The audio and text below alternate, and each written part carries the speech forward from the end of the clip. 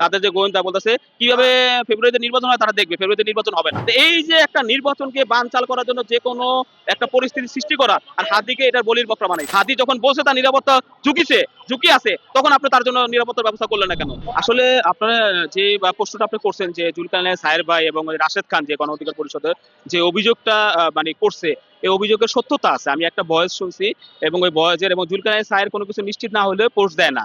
নিশ্চয়ই তার কাছে ওই তথ্য আছে, যেহেতু সে আল জাজিরার হয়ে কাজ করে। তো ওই হিসেবে আমি এটা আর এটা অস্বাভাবিক কিছু না।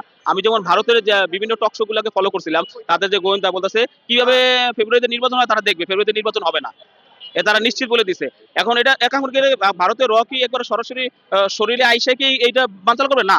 এটা আমাদের কিছু লোক এবং তাদের কিছু লোক এরা অ্যাক্টিভ হবে। তারা অ্যাক্টিভ হয়ে এই দেশের মধ্যে বিশৃঙ্খল সৃষ্টি করবে এবং তাদের হয়েও আমাদের কিছু রাজনৈতিক দল কাজ করবে।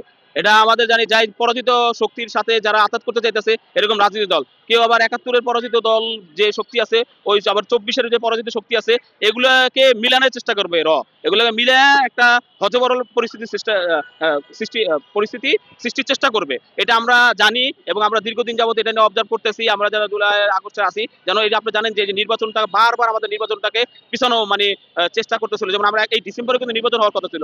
প্রথম যে বিদেশি এই গণমাধ্যমের সাথে কথা বলছিল ডক্টর ইউনূস, তখন কিন্তু বলছিল ডিসেম্বরের কথা, তারপরে কিন্তু এপ্রিল, তারপর আবার তারেক রহমান এদের সাথে একটা আলোচনা করে ফেব্রুয়ারি। এই যে একটা যে বারবার এদিক থেকে ওদিকে এদিক থেকে ওদিকে, আবার দেখেন আপনার নৌ পরিবহন উপদেষ্টা যে সাখাওয়াত, উনি কিন্তু একটা কথা বলছে আমরা নির্বাচন দেওয়ার জন্য আসি নাই। এগুলো কিন্তু খুব খারাপ ইঙ্গিত। কিন্তু এই গণপ্রজাতন্ত্র পদে আপনি কি জন্য আসছেন? আপনি গণপ্রজাতন্ত্র পদে আপনারা কি ভোট দিয়ে বিজয়ী করে আপনাদের বসাইছে?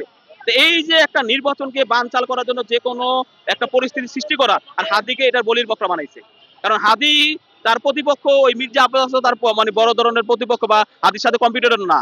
তার কম্পিটিটর কে? তার বয়সের যে লোকগুলো আছে, যে তার যে এখানে এই পক্ষের ওই পক্ষের। হাদি তো স্বতন্ত্র। হাদি তো এরকম না যে এই পক্ষ এই মার্কা নিছে ওই মার্কা নিছে বা ওই দলের পক্ষে গেছে, সে স্বতন্ত্র ভাবে দাঁড়াইছে। কারণ হাদিকের উপর অ্যাটাক মানে আপনার মনে করেন যে একটা সতর্ক বার্তা দেওয়া যে তোমরা আমাদের সারা নির্বাচন করবা, দেখে নিব, এমন একটা ঘটনা ঘটানো। এটা আর এটা আমি স্বরাষ্ট্র উপদেষ্টাকে বলবো, আপনারা যা ভুলগুলা করছেন এই ভুলগুলো আর করেন না। হাদি যখন বলছে তার নিরাপত্তা ঝুঁকি আছে, তখন আপনি তার জন্য নিরাপত্তার ব্যবস্থা করলেন না কেন?